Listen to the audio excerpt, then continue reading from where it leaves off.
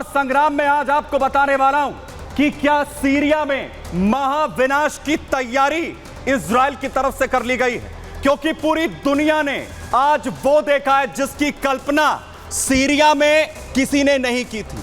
America तक हैरान है, रूस की घिघी बंधी हुई है, रूस अपने सैनिकों को अब वापस निकाल रहा है। आखिर क्या तैयारी इस वक्त इजराइल की तरफ से की गई है सीरिया में महाविनाश की, वो महाविनाश की जो तस्वीरें जिसके बाद पूरी दुनिया को हिलाकर रख दिया इजराइल ने, आपको यहां पर दिखाने वाला हूं और क्या तैयारी इजराइल यहां पर करने जा रहा है। वहीं दूसरे युद्ध के मोर्चे की तस्वीरें आपको दिखाऊंगा, क्योंकि रूस और यूक्रेन की जंग जिस तरीके से लगातार आगे बढ़ रही है, एक तरफ यूक्रेन बड़े हमले, बड़े अटैक एयरबेस पर जो है निशाना बनाते हुए रूस पर कर रहा है, तो वहीं दूसरी तरफ पुतिन का प्लान पूरी तरीके से तैयार है, क्योंकि रूस साफ तौर पर यह कह चुका है कि रूस की सीमाओं की सुरक्षा के लिए अगर यूक्रेन को नक्शे से मिटाना पड़ा तो वो भी हम करेंगे। तो सब कुछ बताने वाला हूं संग्राम में। शुरुआत कर रहे हैं संग्राम की।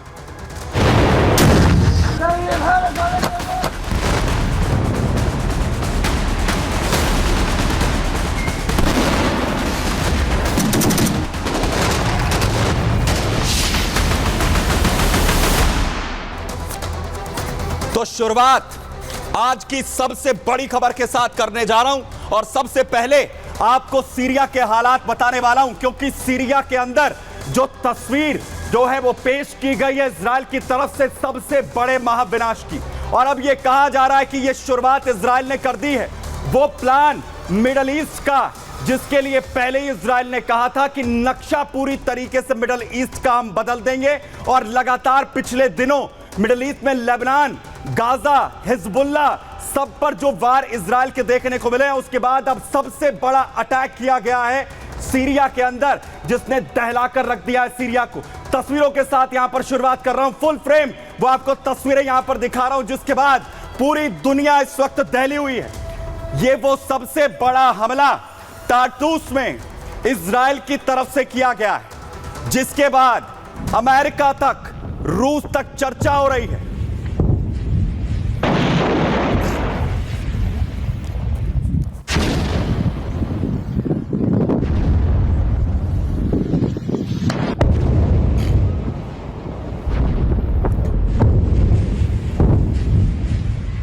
आईडीएफ का यह सबसे बड़ा हमला अब तक का बताया जा रहा है, और यह कहा जा रहा है कि इजराइल ने जब इस हमले को अंजाम दिया है तो असद आर्मी के जो बेस थे, जहां पर हथियार बड़े छिपाए गए, उन्हें टारगेट यहां पर किया गया, और इजराइल ने अब पूरी तरह से कमर यहां पर तोड़ दी है उन तमाम ठिकानों की, उन तमाम हथियारों की जिसके जरिए इजराइल को टारगेट किया जा रहा था।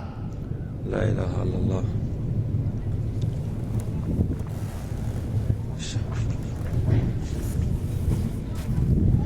ला इलाहा इल्लल्लाह।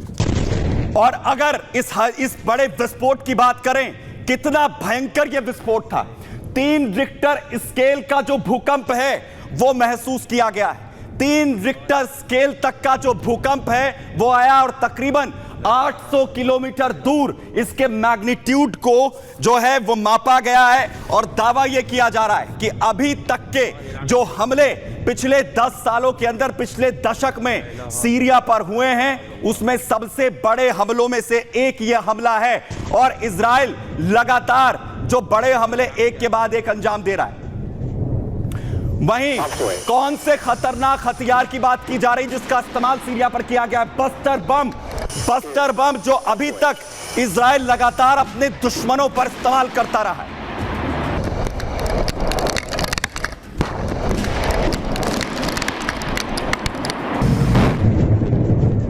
अल्लाह इलानक इस्राइल। ला इलाहा इल्लल्लाह, ला इलाहा इल्लल्लाह।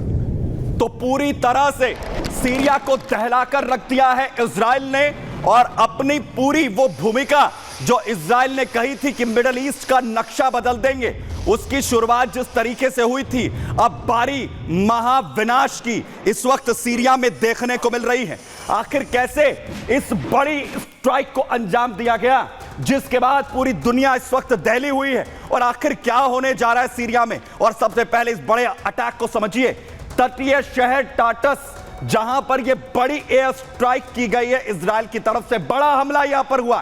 फाइटर जेट से जो सैन्य ठिकाने हैं उन्हें निशाना इजराइल की तरफ से बनाया गया। टाटस पर एक दशक में यह सबसे बड़ा हमला बताया जा रहा है जो इजराइल की तरफ से हुआ। हमले के बाद मौके पर भूकंप जैसा धमाका महसूस किया गया है। भारी मात्रा में गोला बारूद और हथियार जमा होने का दावा दरअसल यहां पर किया गया था।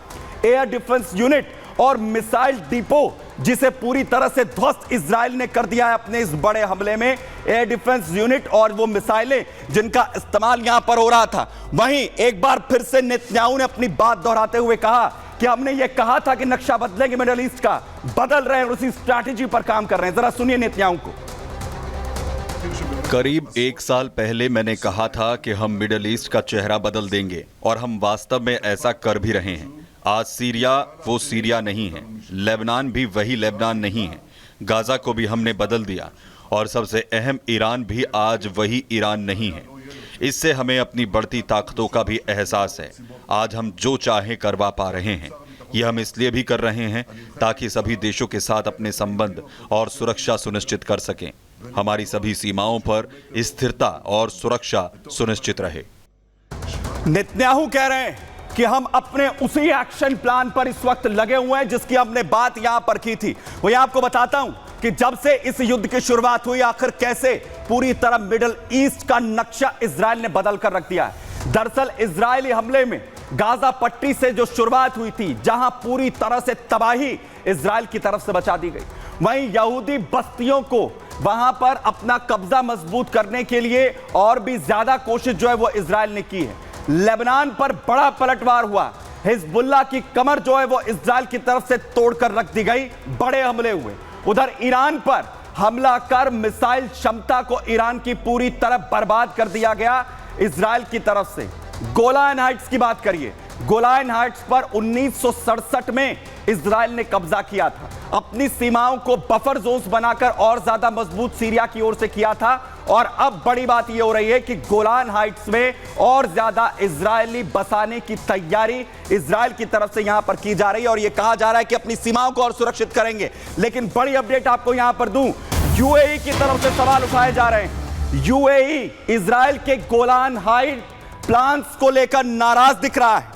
गोलान हाइट्स के प्लान से नाराज है इस वक्त यूएई। इजराइल के गोलान हाइट्स पर 1967 से इजराइल का कब्जा है और अब इजराइल ये कह रहा है कि गोलान हाइट्स में और भी ज्यादा अपनी जो तादाद है लोगों की वो यहां पर बढ़ाई जाएगी और इसी को लेकर यूएई अपनी नाराजगी दिखा रहा है और ये कह रहा है कि जो नियम कायदे हैं वो यहां पर तोड़े जा रहे हैं। एक तरफ सीरिया के अंदर जो अपनी धमक है वो इजराइल बढ़ा रहा है, दूसरी तरफ वो रूस जिसके बेस वहां पर थे उसकी क्या हाल हो चुकी है। सीरिया से रूस अपने सैनिकों को बाहर निकाल रहा है। बैकफुट पर इस वक्त रूस साफ तौर पर दिख रहा है। अपने सैनिकों को रेस्क्यू किया जा रहा है, वहां से इवैक्यूएट कर रहा है रूस।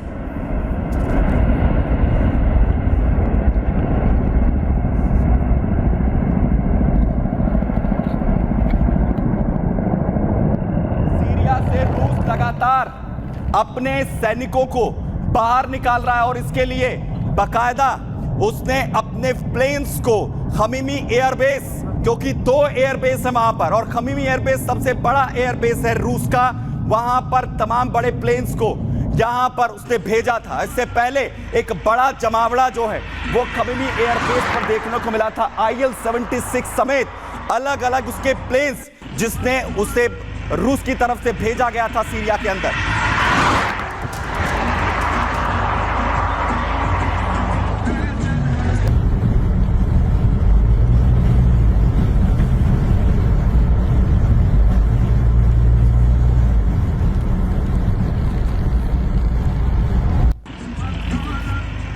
और इजराइल में जिस तरीके से गोलान हाइट्स का प्लान बनाया और रूस पूरी तरीके से बैकफुट पर यहां पर नजर आ रहा है और जिसके बाद यह कहा जा रहा है कि क्या अब हालात जो हैं वो रूस के लिए और मुश्किल इस वक्त होते हुए दिख रहे हैं और अब क्या इजराइल का सीरिया में कब्जा होगा। जरा